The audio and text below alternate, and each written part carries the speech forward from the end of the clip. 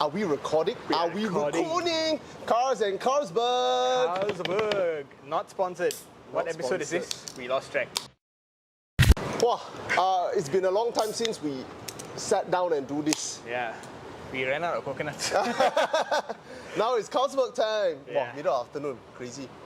So, today is a bit of a special episode, I guess. Why? Because we're not really doing the news, your insurance. Oh, the insurance. Story. Oh, the insurance story. I didn't realize I you're learned about talking about this it. this morning. So I watched your video. It's been a while, the fight. We've been fighting. So for those of you who haven't seen TikTok, which is trending quite heavily now, and I've also posted it on Paul Tan, the discussion group, and also on Evo. But you can see, man, Paul Tan's reach is Strong. Organic something. strong-ish lah. It's all organic one. Yeah. TikTok one, I may turn on some boosting later on today lah. But in any case, what happened? Simple lah. So my dad bought a Recon FJ Cruiser, 170 odd thousand ringgit lah. Exact amount I can't remember because when you're buying a Recon car, a lot of things get lumped up in the purchase price ma. So I can't remember, but it was 170 at most 75. We insured with whatever company. We never took it seriously. Insurance is not a very big concern of ours because I don't often get into accidents. In fact, on all the cars that I have NCD. The last accident that I claimed was claim other people. Right. So the last accident that I claimed my own, a decade ago maybe. Yeah? It's not to say I never got into accident lah, got a minor lah here and there, scratch a bit, you know. So it has never been an issue lah, so we never pay attention. I never heard about agreed amount versus whatever before Market this. value. Market value, Yeah. you know, I never knew the intricacies involved lah. I know it's big business, but I never knew the intricacies involved lah. So we never pay attention. So whatever the company that sold us the FJ Cruiser did all the insurance for us, everything was fine. Yeah. And that time, if I'm not mistaken, prices has adjusted. Oh, yeah. I think in the past, when was it? I think it's 2018 where they started to float it. So your insurance depends on a lot of factors. I see. Before this, when they say on the road price, Yeah. if I'm not mistaken, it includes insurance. It includes insurance. Whereas now it's like it depends on every insurance provider can customize their options. Okay. Liberalization on the surface lah. Yeah, on the surface. But as a business owner, I can tell you that liberalization means I can screw you in a lot more ways lah. And car insurance is one of those purchases which is nobody wants to do. You do it because it's necessary. You're forced to do it. Yeah, I mean, you have to anyway. Yeah. So that's So everybody kind of just wants the easiest option lah. correct. Yeah. And that's Cheapest. where you get into trouble lah. So that's what happened. My father bought a car, 170,000 ringgit, insured with them. Over the years, because my mom was the one handling the insurance, so I didn't check with her how she managed it, but we manage it through an agent. What happened was that we've been using this guy for many years for insurance, road tax, whatever lah. And I have so many cars to insure. I just went back and checked. Actually, I have 4 cars with Liberty currently. But all of them third party only now because they're all old cars. Right. All old cars that I drive once a month, once every 2 weeks, 3 weeks.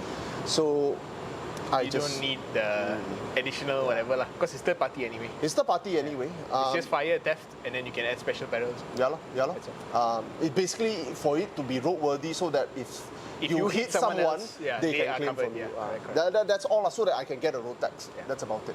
That's the whole point. So all of The these are reality changing. of all 90% of my cars before the Alza. 100% of my cars actually. That's essentially what I'm going to change all this, man. Together, my parents and I have some 12 cars to insure, and all of them are leaving Liberty after this. Anyway, so over the years, my mother has insured through this guy. I do not know what's their communication like, but whatever it is, knowing my mother, she will just ask the insurance guy, the insurance agent, what is the amount to insure, and then they would insure that amount. And over the years, it dropped from 170,000. I remember one of those years is 150. Subsequently, because there are 4 insurance, so 170, 150, and then the last one was 100. The last one was 100,000. So dropping in accordance with market value depreciation. Kind of lah. I mean, expected lah. So the 4th one, actually we skip a little bit. The 3rd one to the 4th one, there's a bit of skip because of COVID. Right. Because of COVID period, there was no driving, so there was a little bit of delay there. I think 6-8 months we didn't renew, and we didn't drive. Yeah. But after that, subsequently, when we renewed, it was 100,000. The question then becomes, was it an agreed amount? I just found out this thing about agreed amount. No, of course, it's not an agreed amount. I never even spoke to them about it. My mother just texted this agent, say, oh, we're renewing.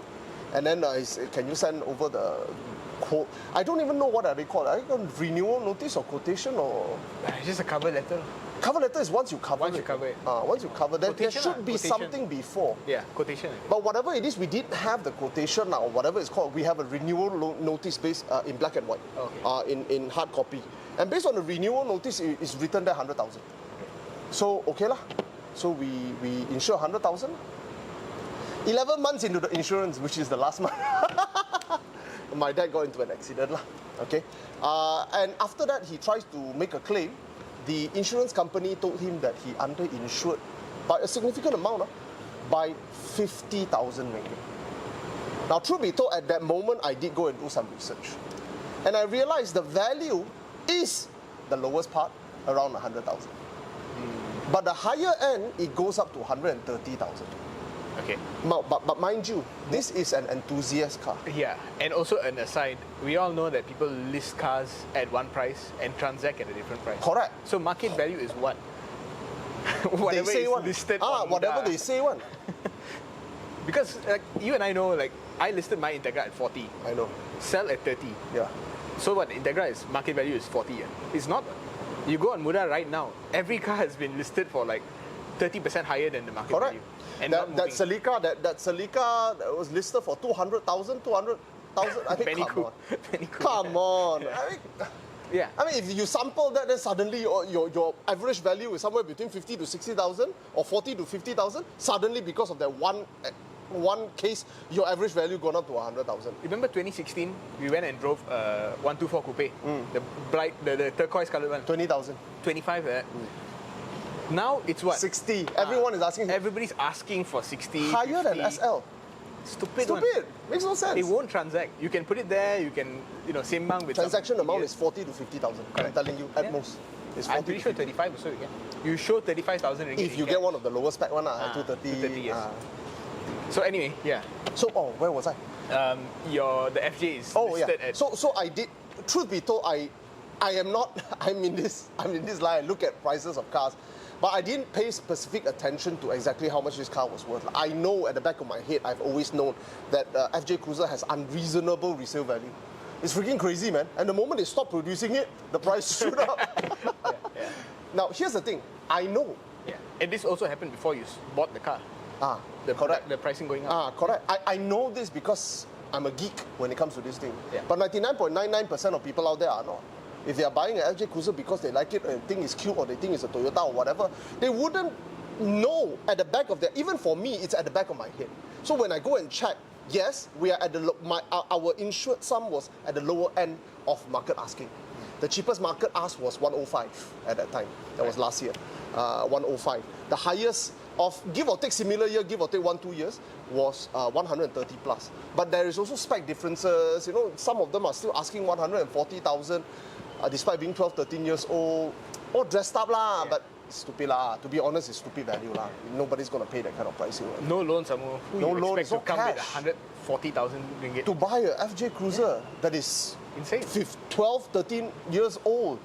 Yeah. Gila lah, makes no sense one. I mean, but whatever lah, that's what people ask. Okay, there is a demand. That's what people ask. So it is at that point that I look at their valuation. They evaluate 150,000. This really cheesed me off because you know why? You have the record. We insure with this company from the beginning. All you need to do is go there, VDB, go back and check. Yeah.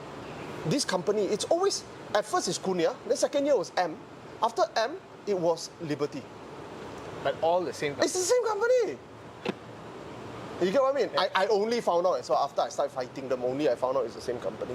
So that's how little I pay attention to these things in the past, which you should, learning from my mistake. But in any case, so what happened was that I found out it has always been the same company. They would have, if you bothered to go and check, you would have checked that the first insured sum on when we buy as a first owner in Malaysia, it was 170,000.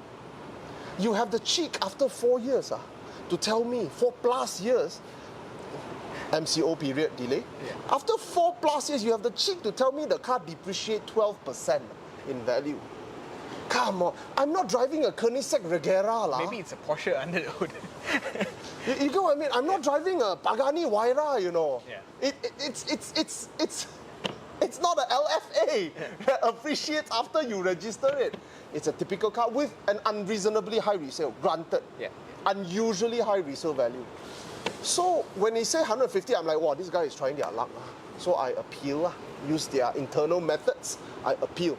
Luckily, their face not so thick. If their face thick, they revise the valuation down to 132.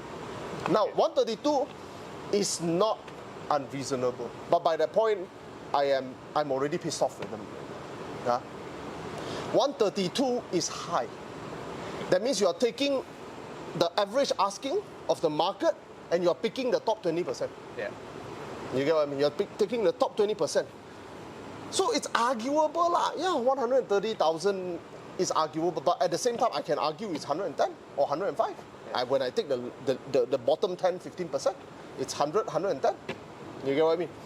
Arguable both ways. To be honest, at that point, if they say the value is somewhere between 110 to 120,000, I would have accepted it.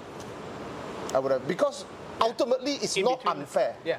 You get what I mean? Correct. Sure, in that case, I have underinsured by 10, 15,000 ringgit. Give or take, sure. Okay, fine. It's not unfair. But you start off at 150,000 ringgit basically trying to eat your way through other people's insides. Correct. Because they know a lot of people won't fight back. Okay, never mind. Or when I saw it, I'm like, no way, man, does not accept. Do not accept this. So that's that lah. Eventually, so of course, by the time it hit 132,000, I disagreed. They maintain the only way to solve the problem is to take it to the ombudsman. I applied.